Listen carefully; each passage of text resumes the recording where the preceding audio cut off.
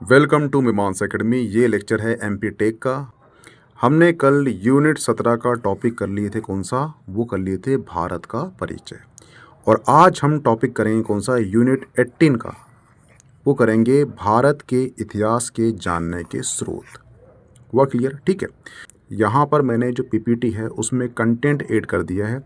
वही कंटेंट को पढ़ना, क्योंकि आपको पढ़ना बहुत सिलेक्टिव है, आपका सिलेबस बहुत बड़ा है, इसलिए उन्हीं टॉपिक को पढ़ना जो मैं यहाँ पर बोल रहा हूँ। ठीक है, क्योंकि वहीं से क्वेश्चन आते हैं, वो यूपीएससी हो, पीएससी हो या एमपी की कोई वनडे एग्ज़ाम हो। तो सिंपल सी बात है कि जो एमपी टेक है वहीं से टॉपिक से क्वेश्चन आएंगे, इसलिए ध्यान से उन्हीं टॉपिक को पढ़ना, अदरवाइज़ मत पढ़ना, क्योंकि टाइम बहुत कम है और आपका सिलेबस काफ़ी वास्ट है, इसलिए। वह क्लियर? ये सिनॉप्सिस दी है, ये समझ जाइए कि एक भारतीय इतिहास के स्रोत क्या क्या होते हैं, तो आपके मन में एक बन जाएगी क्लियर पिक्चर। ठीक है, तो ये है भारतीय इतिहास के जानने के प्रमुख स्रोत। हुआ क्लियर? तो ध्यान रखना, दो स्रोत होते हैं, एक होता है साहित्यिक स्रोत और एक होता है पुरातात्विक स्रोत। हुआ क्लियर? जो साहित्यिक स्रोत है उसके अंतर्गत दो स्रोत आते हैं, एक आता है भारतीय साहित्य और एक आता है विदेशी साहित्य, यानी कि विदेश से जो यात्री आते हैं उन्होंने भारत के बारे में क्या क्या कहा है उसके बारे में बताया गया है। तो इसमें से ओनली 4 जो यात्री थे उसके बारे में जानना बस, और उसके अलावा कुछ मत जानना। अगर हम बात करें भारतीय साहित्य की, तो उसके अंतर्गत आते हैं दो स्रोत, एक आता है धार्मिक साहित्य और एक है धर्मर साहित्य। हुआ क्लियर? जो धार्मिक साहित्य है उसके अंतर्गत आते हैं 3 साहित्य, एक है ब्राह्मण साहित्य, एक है बौद्ध साहित्य और एक है जैन साहित्य। हुआ क्लियर? जो ब्राह्मण साहित्य है उसके अंतर्गत आते हैं वेद, ब्राह्मण, अरण्यक, उपनिषद, वेदांग, उपवेद, महाकाव्य और पुराण। हुआ क्लियर? जो ये टॉपिक है इसका मैं एमसीक्यू लूँगा, इसके बाद एमसीक्यू होगा, उसमें ये सारे टॉपिक कवर हो जाएंगे आपके, आप तनाव मत लेना। ठीक है। जो धर्मेतर साहित्य है उसके अंतर्गत आते हैं अर्थशास्त्र, राष्ट्रंगिनी, अष्टध्यायी, महाभाष्य, मुद्राराक्षस, हर्षचरित्र, कादंबरी, रामचरित्र, प्रबंधकोश, पृथ्वीराज रासो और संगम साहित्य। इसका आपको जानना है कि किसने कौन सा साहित्य लिखा है, बस, और कुछ नहीं। ठीक है। एक है बौद्ध साहित्य, इसके अंतर्गत आता है आगंतुर निकाय, त्रिपिटक, मिलिंद पन्ह, आर्य मंजूश्री, ललित विस्तार, दीपवंश, महावंश, इस टाइप के। हुआ क्लियर? इसके बाद आता है जैन साहित्य, इसमें पढ़ना है आपको कल्प सूत्र, भगवती सूत्र, इस पे ज़्यादा ध्यान देना है बस, बाकी बहुत सारे हैं परंतु आपको ध्यान नहीं देना है। तो ये जो है आपके साहित्यिक स्रोत के अंतर्गत हमने पढ़ा है। अब पढ़ लेते हैं हम पुरातात्विक स्रोत के अंतर्गत क्या क्या आता है। ध्यान रखना कि इस लेक्चर के अंत में इन सभी टॉपिक का एमसीक्यू है। ठीक है, तो लेक्चर को वॉच करना पूरा, ताकि आप उस एमसीक्यू को देख सको जो एग्ज़ाम में आ चुके हैं। हुआ क्लियर? और यही एग्ज़ाम में आपके देखने को मिलेंगे। कौन से? एमपी टेक में हमने पढ़ा था क्या? साहित्यिक स्रोत, और अब हम पढ़ रहे हैं कौन सा? पुरातात्विक स्रोत। इसके अंतर्गत आता है उत्खनन सामग्री, अभिलेख, स्मारक, सिक्के और कलाकृतियाँ। इसमें से आपको ओनली पढ़ना है अभिलेख, कि कौन से अभिलेख में भारत का उल्लेख है, कौन से अभिलेख में जानकारी मिलती है, बस। अभिलेख आगे मैं बताऊंगा आपको, उसके कुछ एमसीक्यू भी है, उसकी पीपीटी भी है। ठीक है, ओनली इसमें से आपको अभिलेख याद रखना है, क्योंकि सिलेबस बड़ा है, आपको बहुत सिलेक्टिव पढ़ना है, इसलिए। ठीक है। अब देख लीजिए विदेशी यात्रियों का विवरण। इसके अंतर्गत 4 या 5 जो विदेशी यात्री आए हैं, इत सिंह आया है, फाहियान आया है, इसके बारे में पढ़ना है बस, कि किसने क्या क्या बोला है, बस। सिंपल सी बात। ठीक है, कौन सा यात्री किसे काल में आया था, किसने क्या बोला है, एमपी में क्या बोला गया, मालवा किसने क्या बोला है, बस सिंपल। ठीक है, तो 4-5 है, ओनली इतना। ठीक है, तो यहाँ से क्वेश्चन बाहर नहीं जाएगा, इसलिए इस सीरीज को कंटिन्यू वॉच करना। अभिलेख में आपको हड़प्पा, भुगोचकोई, मौर्यकालीन, अन्य, लिपि, इन टॉपिक में से ओनली पढ़ना है आपको मौर्यकालीन अभिलेख, और अन्य अभिलेख में खारवेल, रुद्रदामन, जूनागढ़ अभिलेख। हुआ क्लियर? गौतमी, बलश्री, पुलकेशन, दूती का एयर अभिलेख, बस इतने आपको अभिलेख पढ़ना है बस। अब ये जो लिपि है, आपको लिपि का ध्यान नहीं रखना है। कुछ साहित्य होंगे जो संस्कृत लिखे गए हैं, तो आपको ध्यान रखना है, जैसे कि जैसे कि रुद्रदामन का जो जूनागढ़ अभिलेख है वो संस्कृत लिपि में लिखा हुआ है। तो इस प्रकार से आपका यहाँ पर ही क्लियर हो जाएगा लिपि। वह क्लियर कि कौन सा अभिलेख किस लिपि में लिखा गया है। तो ये क्वेश्चन जो आ चुके होंगे उसको बता दूंगा मैं कि ये क्वेश्चन आ चुका है, तो इस पर थोड़ा ध्यान देना। वह क्लियर, ठीक है। ये है अभिलेख, तो इतने अभिलेख आपको याद होना चाहिए। वह क्लियर, ये है शासक और ये है जानकारी। वह क्लियर, ठीक है। ध्यान रखना कि जो हाथी गुफा अभिलेख है ये खारवेल शासक का है और इस अभिलेख में बताया गया है कि शासनकाल की घटनाओं का क्रमबद्ध विवरण दिया गया है। वह क्लियर। और हाथी गुफा अभिलेख में ही भारतवर्ष का पहली बार उल्लेख हुआ था। तो क्वेश्चन आपको दो आएगा, भारतवर्ष का पहला उल्लेख कहाँ हुआ है, तो वो हुआ है हाथी गुफा अभिलेख है। दूसरा क्वेश्चन आएगा हाथी गुफा अभिलेख किसका है, तो वो है खारवेल का। हुआ क्लियर। दूसरा अभिलेख है वो है जूनागढ़ अभिलेख। क्वेश्चन सिंपल सा आता है कि जूनागढ़ अभिलेख कहाँ पर है, तो वो है गिरनार, गुजरात में है। दूसरा क्वेश्चन आता है कि जूनागढ़ अभिलेख किसका है, तो वो है रुद्रदामन का। वह क्लियर। और तीसरा क्वेश्चन आता है कि जूनागढ़ अभिलेख किस लिपि का है, तो वो संस्कृत भाषा में लिखा गया है। हुआ क्लियर, ठीक है। तीसरा अभिलेख है वो है नासिक अभिलेख, जो गौतमी बलश्री जो शासक है उसका इससे संबंध है। हुआ क्लियर। इसमें जो है सातवाहनकालीन घटनाओं का विवरण दिया गया है जो गौतमी पुत्र सतकर्णी से संबंधित है। हुआ क्लियर, ठीक है। और ये ध्यान रखना कि सातवाहन का जो इतिहास है ये टोटल इतिहास इन लोग का शीशे के सिक्के में प्राप्त हुआ है। जो सातवाहन कालीन जो शासक थे उनका जो संपूर्ण इतिहास है ये शीशे के सिक्के से प्राप्त हुआ है। ये क्वेश्चन कई बार कर चुका है इसलिए। हुआ क्लियर, ठीक है। और इनका संबंध और इसमें और जो सातवाहन थे इसमें सबसे प्रतापी राजा हुआ है वो हुआ है गौतमी पुत्र सतकर्णी। हुआ क्लियर। और इसका संबंध किस अभिलेख से है, तो वो है नासिक अभिलेख से। इतने क्वेश्चन करेगा आपसे, ठीक है। प्रयाग प्रशस्ति किसका है, तो वो है समुद्रगुप्त से। इसके ये सबसे इम्पोर्टेंट है, इसे लगा लीजिए IMP आप। प्रयाग स्तंभ लेख का संबंध किस शासक से है, तो वो है समुद्रगुप्त से। हुआ क्लियर। इसके विजय और नीतियों का इसमें विवरण दिया गया है। ऐहोल अभिलेख ये पुलकेशन द्वितीय का अभिलेख है। ऐहोल अभिलेख जो है पुलकेशन द्वितीय का अभिलेख है। इसमें हर्ष एवं पुलकेशन द्वितीय के बीच में युद्ध का विवरण मिलता है। और युद्ध कहाँ हुआ था, ये हुआ था नर्मदा नदी के तट पे हुआ था। इसलिए ये युद्ध, ये दोनों राजा और पुलकेशन द्वितीय और ऐहोल अभिलेख आपको याद होना चाहिए। सिंपल सा क्वेश्चन एक ही आया है, वो UPSC हो, PSC हो या वनडे एग्जाम हो, कि ऐहोल अभिलेख किसका है, तो वो है पुलकेशन द्वितीय का अभिलेख है। हुआ क्लियर। भीतरी स्तंभ लेख किसका है, तो वो है स्कंदगुप्त का है। स्कंदगुप्त से संबंधित महत्वपूर्ण जानकारी इससे मिलती है। सिंपल सा क्वेश्चन आएगा भीतरी अभिलेख का संबंध किससे है, तो वो है स्कंदगुप्त से। हुआ क्लियर। मंदसौर अभिलेख किसका है, तो ये मालवा नरेश यशोवर्मन। इसमें इसकी सैनिक उपलब्धियों का विवरण दिया गया है। और यशोवर्मन को ही मंदसौर अभिलेख में बोला गया है शीतकालीन सूर्य के तरह इसकी तुलना की गई है।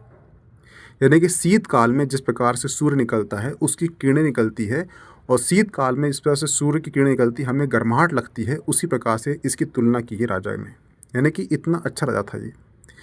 तो क्वेश्चन आपको ये भी आ सकता है कि शीतकालीन जो सूर्य की तुलना किस अभिलेख में की गई है यशोवर्मन की, तो वो है मंदसौर अभिलेख में। हुआ क्लियर, ये ध्यान रखना। तो ये अभिलेख हो गए आपके, यहाँ से अभिलेख से बाहर नहीं जाएंगे।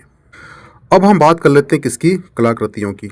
इसमें 3 कलाकृति होती है, मूर्तिकला, चित्रकला और मोहरे। इसमें से आपको मूर्तिकला और मोहरे में ध्यान बिल्कुल नहीं देना है। इसमें ध्यान देना है ओनली चित्रकला में, जिसके अंतर्गत भीमबेटिका, अजंता और एलोरा। बस ये 3 जो कंटेंट है इसी में ध्यान देना है। भीमबेटिका जो है ये कहाँ पर है, तो ये मध्य प्रदेश का रायसेन में, ठीक है।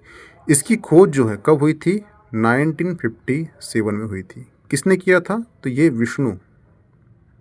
विष्णुधर वाकड़कर थी। हुआ क्लियर, ठीक है।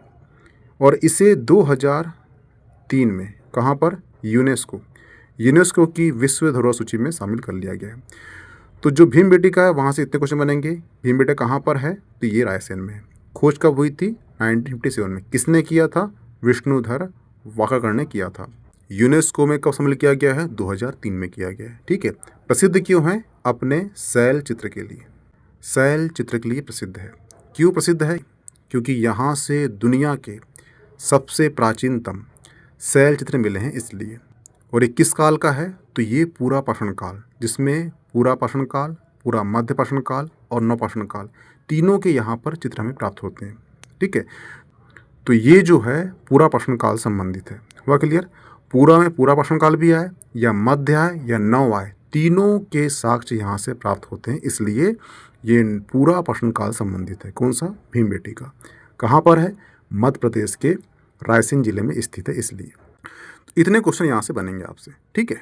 अगर हम बात करें किसकी, अजंता की गुफा की, तो ध्यान रखना अजंता की गुफा कहाँ पर है, तो ये है महाराष्ट्र में स्थित है। हुआ क्लियर। जो अजंता की गुफा है इसमें टोटल 29 गुफाएं मिली हैं। हुआ क्लियर।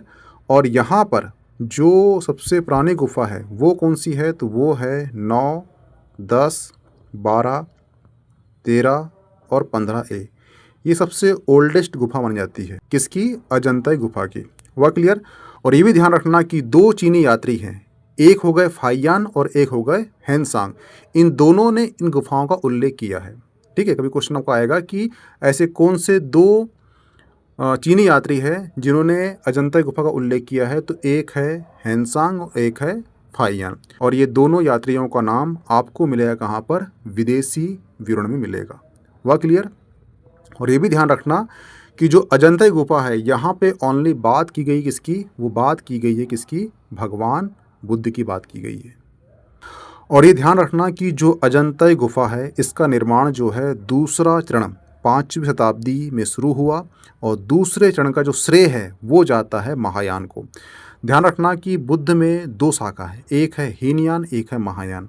तो जो महायान है उसका श्रेय जाता है बनाने का किसको, अजंता की गुफा को। वह क्लियर, ये ध्यान रखना। ठीक है। ये हो गई अजंता की गुफा। अब बात कर लेते हैं किसकी, हम वो कर लेते हैं एलोरा की गुफा की। ध्यान रखना जो एलोरा की गुफा है ये कहाँ पर है, ये भी महाराष्ट्र औरंगाबाद में। यानी कि दोनों गुफा, अजंता और एलोरा दोनों गुफा कहाँ पर है, तो ये महाराष्ट्र में है। ठीक है। कहाँ पर है, महाराष्ट्र के औरंगाबाद में है। ये ध्यान रखना कि जो एलोरा में बौद्ध, जैन और हिंदू धर्म के, तीनों धर्म के यहाँ पे साक्ष्य प्राप्त हुए हैं। लेकिन जो अजंता है वहाँ ओनली प्राप्त हुई किसकी, भगवान बुद्ध से संबंधित है। और जो एलोरा है ये बौद्ध, जैन और हिंदू तीनों धर्म से इस गुफा का संबंध है। हुआ क्लियर।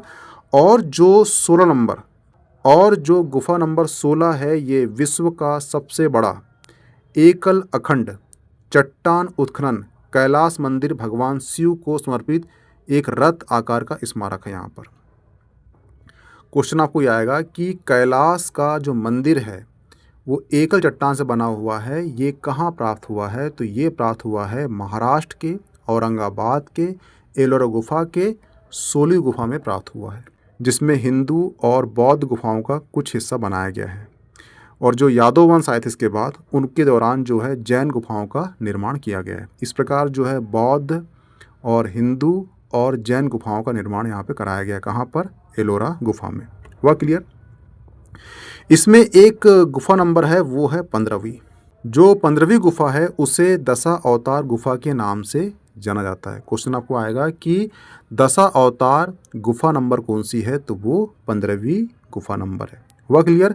और ये ध्यान रखना कि जो गुफा नंबर 10 है, जो एलोरा की गुफा नंबर 10 है, इसमें एक चैत्य पूजा स्थल है जिसे विश्वकर्मा गुफा कहा जाता है। क्वेश्चन आपको आएगा कि विश्वकर्मा गुफा किसे कहते हैं, तो वो है महाराष्ट्र के औरंगाबाद के एलोरा गुफा के जो 10वीं नंबर गुफा है उसमें चैत्य पूजा स्थल है जिसे विश्वकर्मा गुफा कहा जाता है। और इस गुफा का और एक नाम है, उसे कहते हैं बढ़ाई गुफा। क्या नाम है, बढ़ाई गुफा। क्यों कहते हैं, क्योंकि इसकी चट्टानों को लकड़ी की बीम जैसा रूप दिया गया है, इसलिए जो लकड़ी का काम करते हैं उसे कहते हैं बढ़ाई। इसलिए यहाँ पर जो चट्टान है उसको लकड़ी का रूप देने के कारण ही इसका एक और नाम बोलते हैं, वो है बढ़ाई गुफा। इसका और एक नाम है विश्वकर्मा गुफा। कौन से नंबर की गुफा है, 10वें नंबर की गुफा है। और ये जो है चैत्य पूजा स्थल है। वह क्लियर, ये ध्यान रखना। तो यहाँ से आपको भीमबेटका, अजंता, एलोरा तीनों जो टॉपिक है क्लियर हो चुके होंगे। वह क्लियर, ये तीनों ही पढ़ना, ये तीनों से क्वेश्चन आएंगे बस, ठीक है। ये ध्यान रखना कि आपको बताया था मैंने कि जो वैदिक साहित्य है उसके अंतर्गत आपको वेद और ब्राह्मण और अरण्यक दिया गया है। तो ध्यान रखना 4 वेद हैं और चारों वेद के 4 जो है ब्राह्मण हैं, ठीक है। तो क्वेश्चन आपको आया कि ऐत्रेय ब्राह्मण और कौशिकी ब्राह्मण किसके हैं, तो वो है ऋग्वेद के। वह क्लियर। शतपथ ब्राह्मण और तैत्तिरीय ब्राह्मण किसका है, तो वो है यजुर्वेद का। और ध्यान रखना जो शतपथ ब्राह्मण है इसमें जो नर्मदा नदी है, इस नदी को क्या बोला गया है, रेवा बोला गया है। वह क्लियर। और इसका विवाह किससे हुआ था, वो पुरुकुत से हुआ था। क्वेश्चन ये भी आ चुका है कि अभी जस्ट पीएससी हुई थी, उसमें क्वेश्चन आया था कि नर्मदा को रेवा किसमें कहा गया है, तो रेवा बोला गया किसमें, शतपथ ब्राह्मण बोला गया है जो यजुर्वेद का ब्राह्मण है। वह क्लियर। सामवेद का जो ब्राह्मण है वो है पंचविश और षटविश ब्राह्मण किसका है, वो सामवेद का है। गोपद ब्राह्मण किसका है, तो वो अथर्ववेद का है। तो आपको चारों वेद के जो ब्राह्मण आपको याद होना चाहिए कि ये क्वेश्चन यहाँ से आता है, ठीक है। तो ये पीपीटी आपके लिए काफ़ी वेरी आईएमपी हो जाती है। हुआ क्लियर। अब पढ़ लेते हैं हम क्या, ब्राह्मण साहित्य। इसके अंतर्गत 2 साहित्य आते हैं, एक है बौद्ध और एक है जैन साहित्य। हुआ क्लियर। बौद्ध साहित्य में जातक कथा, त्रिपिटक और मिलिंद पन्हो इसके बारे में पढ़ना होता है, ठीक है। जो त्रिपिटक है इसमें 3 पिटक है, एक है सूत्र पिटक, एक है अभिधम पिटक और एक है विनय पिटक। वह क्लियर। और जो जैन साहित्य है इसके अंतर्गत आता है 2 साहित्य, एक है कल्पसूत्र और एक है भद्रबाहु चरित्र। वह क्लियर। इतने टॉपिक आपको पढ़ना होता है बस। तो ये जो अभी आगे हम एमसीक्यू करेंगे उसमें ये सारे क्वेश्चन क्लियर हो जाएंगे, तो इसका तनाव मत लेना आप। बौद्ध साहित्य में जो जातक कथा है ये बताती है भगवान बुद्ध के जो पहले जन्म हो चुके थे उसके बारे में जानकारी मिलती कहाँ से, वो मिलती है जातक कथा से। वह क्लियर। और जो त्रिपिटक है, त्रिपिटक जो है बौद्ध धर्म का एक प्रमुख ग्रंथ है जो 3 भागों में विभक्त है, एक है सुत्त पिटक, एक है अभिधम पिटक और एक है विनय पिटक। जो सुत्त पिटक है उसमें बौद्ध के उपदेशों और शिक्षाओं का संग्रहण है। जो अभिधम पिटक है उसमें बौद्ध दर्शन के बारे में उल्लेखित है। जो विनय पिटक है इसमें नियम के बारे में उल्लेखित है। वह क्लियर। और जो मिलिंद पन्हो है इसमें बताया गया है कि एक मिनांडर राजा हुआ है, ठीक है, यूनान का, और एक बौद्ध अनुयायी रहा है नागार्जुन। नागार्जुन से प्रश्न किया था किसने, मिनांडर ने। प्रश्न को बोला गया है पन्हो, किसने किया था, मिनांडर ने किया था, इसलिए उसको बोला गया मिलिंद पन्हो। उनके बारे में जो वार्ता हुई है उसके जो क्वेश्चन आंसर है उसको एक बुक में संकलित कर दिया गया, उसी बुक को बोला गया मिलिंद पन्हो। हुआ क्लियर। तो इसके बारे में पढ़ेंगे आप। हुआ क्लियर। तो ये आपका एक मोटा मोटा खाका तैयार हो चुका है माइंडसेट में कि आपको स्रोत कैसे पढ़ना है। हुआ क्लियर। ये जो है रचनाएं हैं, ये रचनाकार है और ये विशेष तथ्य हैं, ठीक है, क्योंकि यहाँ से जानकारी प्राप्त होती है भारतीय इतिहास की।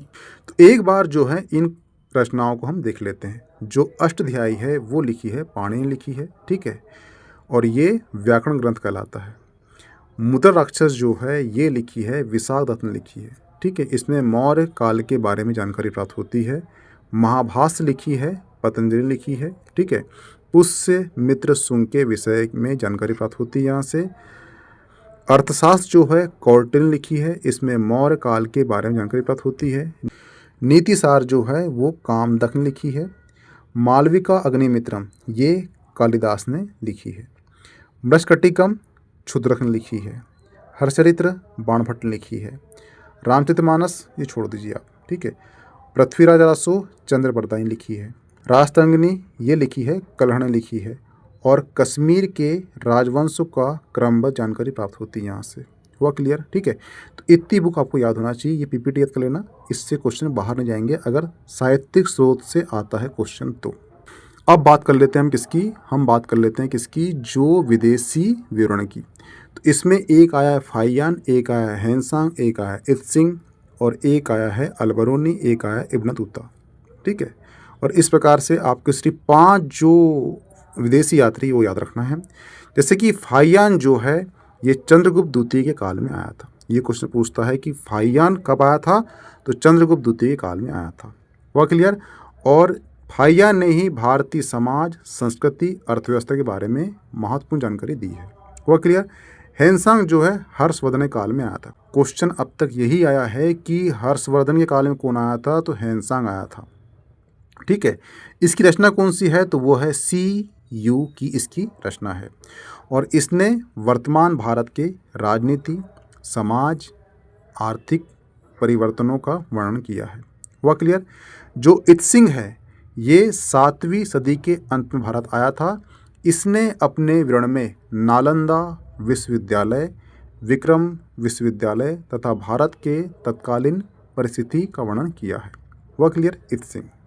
जो अलबरूनी है ये मोहम्मद गजनी के साथ भारत आया था। वह क्लियर। अरबी भाषा का ये लेखक था और इसकी कृति है वो है तहकीके हिंद। ये इसको आप वेरी IMP लगा लेना। ठीक है।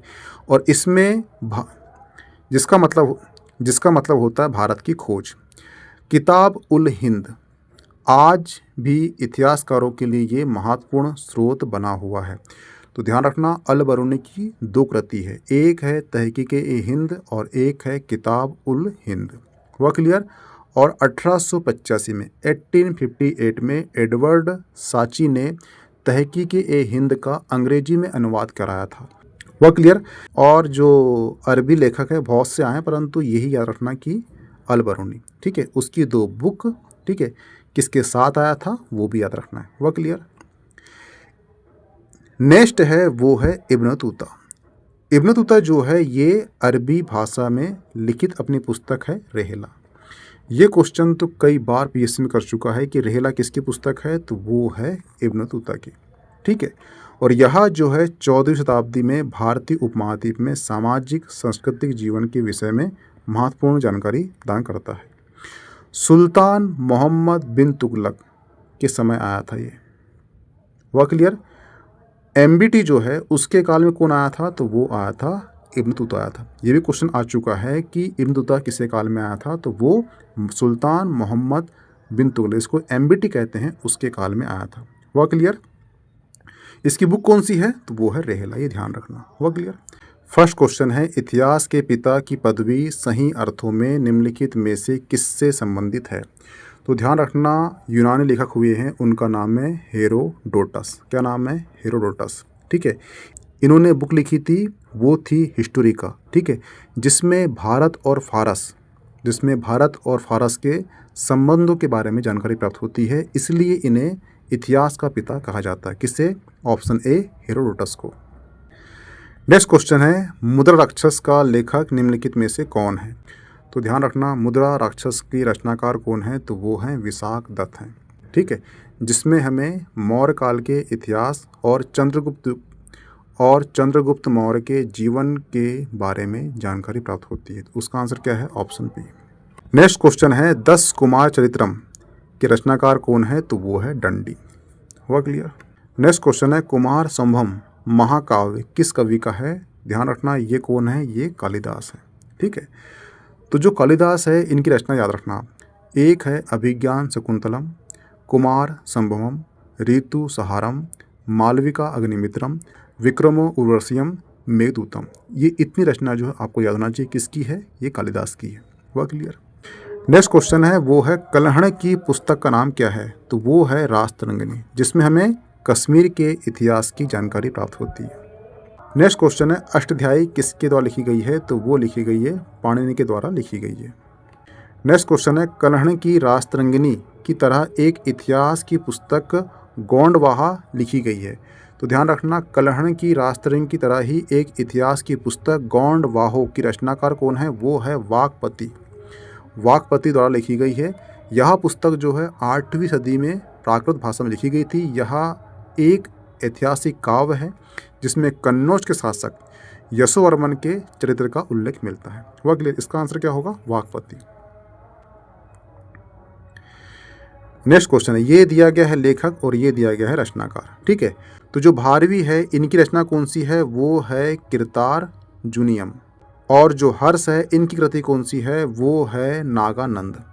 जो कालिदास है इनकी रचना कौन सी है, वो है मालविका अग्निमित्रम।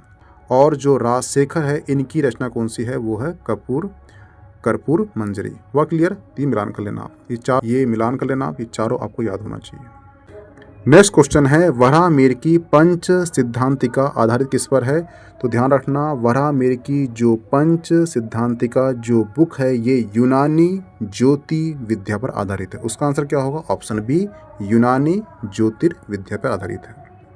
नेक्स्ट क्वेश्चन है बौद्ध ग्रंथ मिलिंद किस हिंद यवन शासक पर प्रकाश डालता है।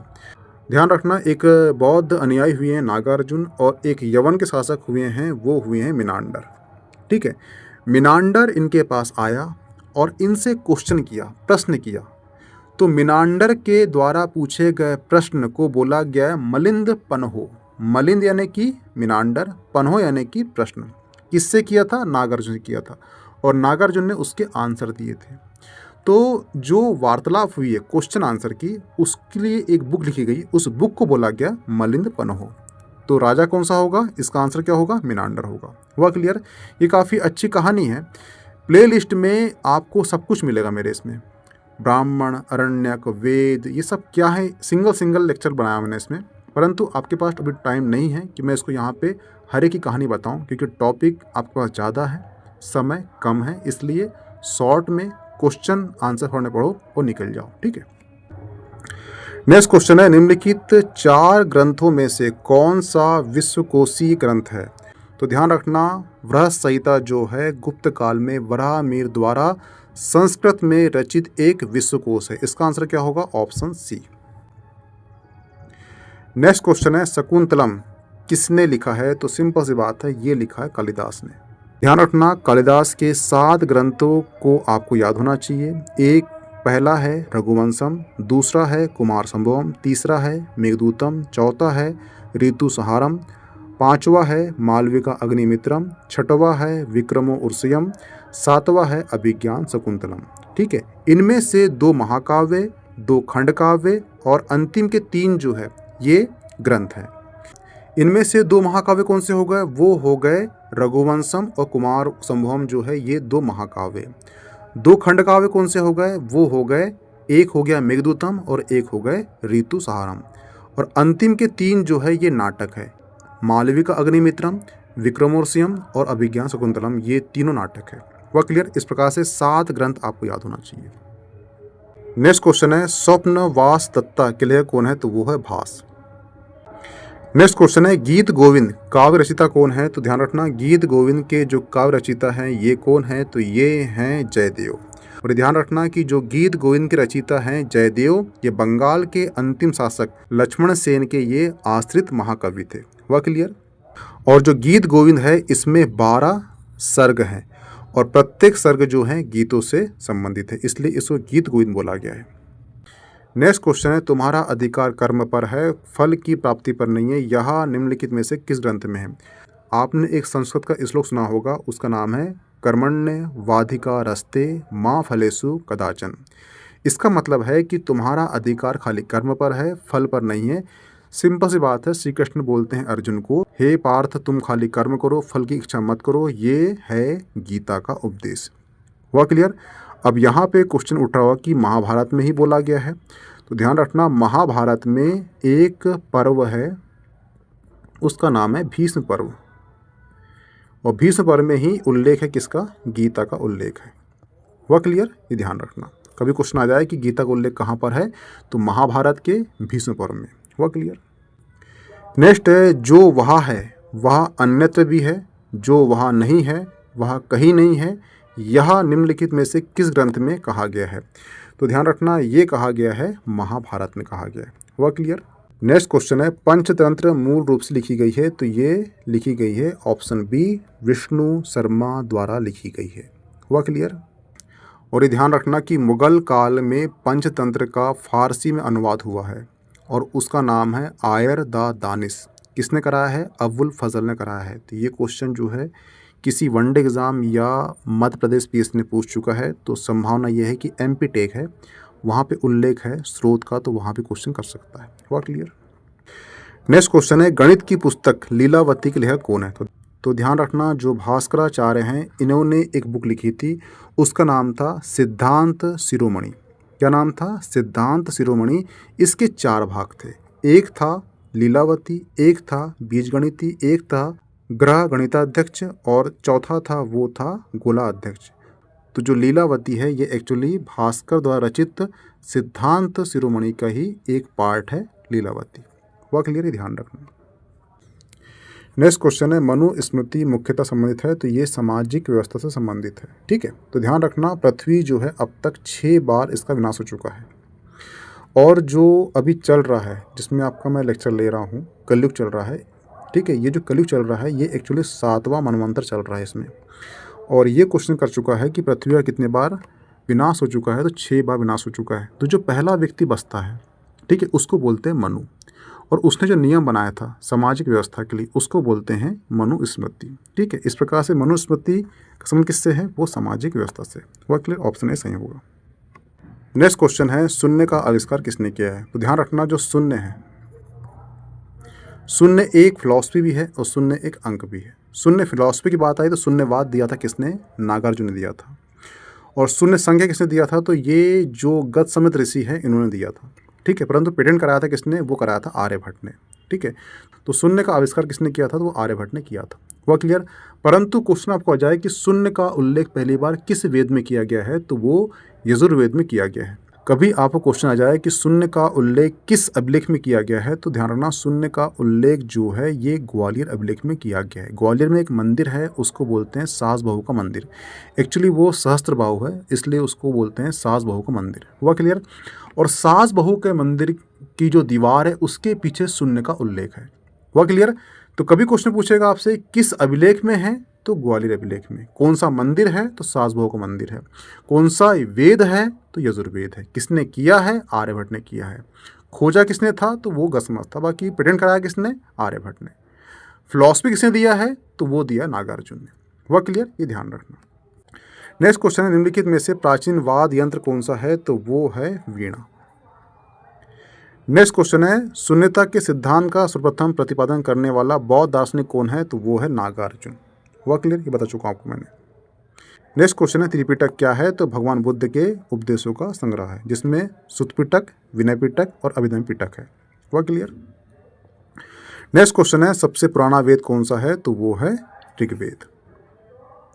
वेद त्रय किसे कहते हैं? तो ध्यान रखना, ऋग्वेद, यजुर्वेद और सामवेद को वेद त्रय कहते हैं। इस वेद त्रय में जो है अथर्ववेद को बाहर कर दिया गया है, उसको रखा नहीं गया है। तो इसका आंसर क्या होगा? ऑप्शन ए, तीनों वेद को। नेक्स्ट क्वेश्चन है, सूची 1 में दिया गया है वेद और उसके दिए गए हैं ये ब्राह्मण। ठीक है, तो जो ऋग्वेद है उसका कौन सा ब्राह्मण है? तो वो है ऐत्रेय ब्राह्मण है। हुआ क्लियर। जो सामवेद है उसका कौन सा ब्राह्मण है? तो वो है पंचवीस ब्राह्मण है। जो अथर्ववेद है उसका गोपद है। यजुर्वेद है वो सतपथ है। सतपथ में ही नर्मदा क्या बोला गया है? रेवा बोला गया है। हुआ क्लियर, ये ध्यान रखना। नेक्स्ट क्वेश्चन है, उपनिषद पुस्तक है, तो ये दर्शन संबंधी पुस्तक है। नेक्स्ट क्वेश्चन है, निम्नलिखित में से कौन सा ब्राह्मण ग्रंथ ऋग्वेद संबंधित है? तो ध्यान रखना, ऐत्रेय ब्राह्मण जो है ऋग्वेद से संबंधित है। ये क्वेश्चन सारे क्वेश्चन आ चुके हैं। ठीक है, नेक्स्ट क्वेश्चन है, निम्नलिखित में से एक वैदिक साहित्य में मोक्ष की चर्चा की गई है? तो वो की गई है उपनिषद में। नेक्स्ट क्वेश्चन है, नचिकेता आख्यान का उल्लेख कहाँ किया गया है? तो ये किया गया है कंठोपनिषद में किया गया है। इसकी सारी कहानी बता चुका मैंने पहले आपको, परंतु यहाँ पे टाइम नहीं है एक्सप्लेन करने का। आपको बहुत कम समय में ज़्यादा पढ़ना है, इसलिए कहानी मैं नहीं बताऊँगा आपको। नेक्स्ट क्वेश्चन है, निम्नलिखित में से वैदिक साहित्य का सही क्रम क्या है? तो ध्यान रखना, सबसे अंत में क्या बना है? सबसे अंत में बना है उपनिषद। हुआ क्लियर। यानी यहाँ पर सबसे प्योरिटी रखी गई है। तो जो गलतियाँ थी हटते हटते हटते हटते लास्ट में क्या बचेगा? वो बचेगा उपनिषद बचेगा। हुआ क्लियर। ठीक है, वैदिक साहित्य पहले आएगा। ठीक है, यानी वैदिक साहित्य कहलाता है, जैसे कि आपने कोचिंग करा, आपने जो कोचिंग नोट्स बनाया वो कहलाता है वैदिक साहित्य। हुआ क्लियर। फिर आपने घर गए, उसको पढ़ा, आपने एक अलग नोट्स बनाया, वो कहलाएगा ब्राह्मण। परंतु फिर आप कहाँ गए? आप एकांत में, कोचिंग ख़त्म हो गई, आपने एकांत में रूम बनाया, रूम में पढ़ा, वो जो नोट्स बनाया वो कहलाया अरण्यक।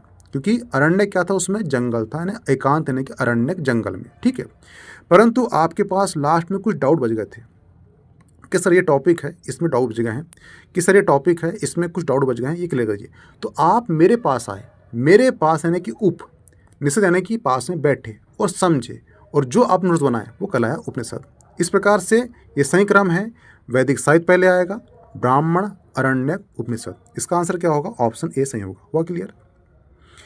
नेक्स्ट क्वेश्चन है, भारतीय संस्कृति के अंतर्गत ऋत क्या है?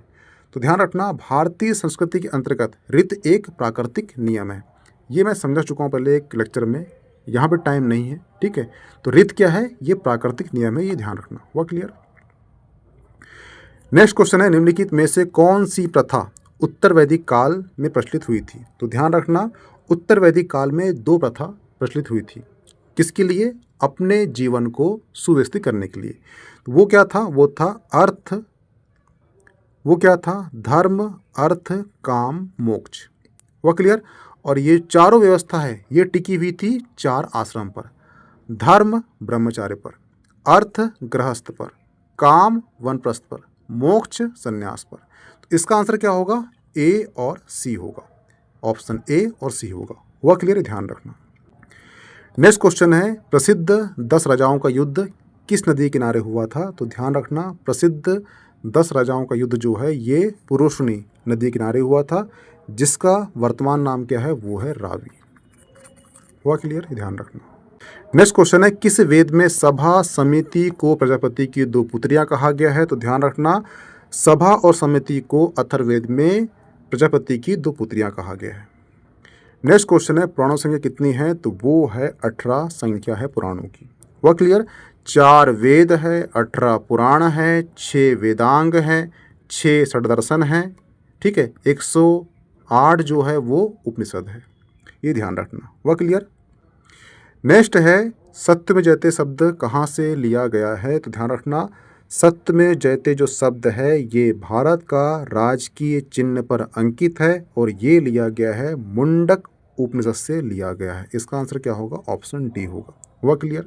तो यहाँ पे आपका जो है एमपी टेक के सिलेबस के अकॉर्डिंग इतिहास के स्रोत के जो टॉपिक था समाप्त होता है, ठीक है। यहाँ के एमसीक्यू और जो टॉपिक बताया हूँ इससे क्वेश्चन बाहर नहीं जाएंगे, इतना ही पढ़ लेना आप, ठीक है। इसकी पीडीएफ आपको मिल जाएगी मीमांसा एकेडमी के टेलीग्राम चैनल पर, तो प्लीज़ ज्वाइन कर लीजिए। Okay, thanks. मिलते हैं नेक्स्ट टॉपिक में।